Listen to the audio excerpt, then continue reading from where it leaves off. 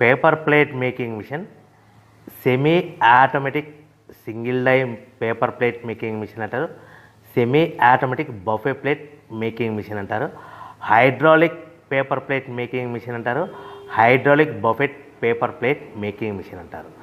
So మనం ఈ machine కొనుక్కున్న తర్వాత దీనికి వచ్చే 1 HP మోటార్ని మనం ఇంటి కరెంటు మీటర్ కాకుండా దీనికి సపరేట్గా commercial category to single phase metre తీసుకోవడం వలన భవిష్యత్తులో ఎలక్ట్రిసిటీ డిపార్ట్మెంట్ నుంచి మీకు ఎలాంటి ప్రాబ్లమ్స్ ఉండవని మంచి సలహా ఇస్తున్నాను, పాటించవలసిందిగా కోరుతున్నాను.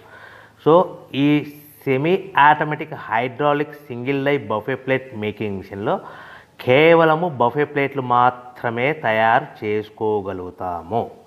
ఈ మిషన్లో కేవలం మందం లావు దొడ్డు ప్లేట్ మాత్రం బఫే ప్లేట్ తయారు చేసుకోగలుగుతాము. సో ఈ మిషన్లో ఎలాంటి టిఫిన్ ప్లేట్లని, డోనా కప్పులని, ప్రసాదం కప్పులని, స్నాక్స్ ప్లేట్స్ అని, టీ కప్పులని తయారు చేసుకోలేమని మీకు అందరికీ సలహా ఇస్తున్నాను.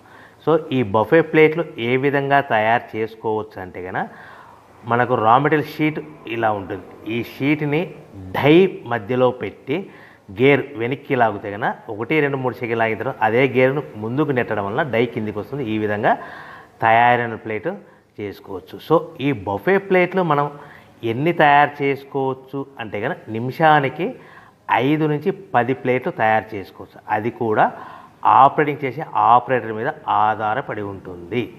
సో మనము ఈ బఫే ప్లేట్లు నిమిషానికి 5 నుంచి 10 ప్లేట్లు. మిషన్ కొన్న స్టార్టింగ్ కొత్తలో మనకి ఎలాంటి అనుభవం ఎక్స్పీరియన్స్ ఉండదు కాబట్టి 5 నుంచి 10 ప్లేట్లు. అదేవిధంగా ఒక 1 మంత్ లోపల బాగా ఎక్స్పీరియన్స్ వస్తే 10 నుంచి 15 ప్లేట్లు, 10 నుంచి 15 ప్లేట్లు, 10 to 15 ప్లేట్స్ తయారు చేసుకోవచ్చు.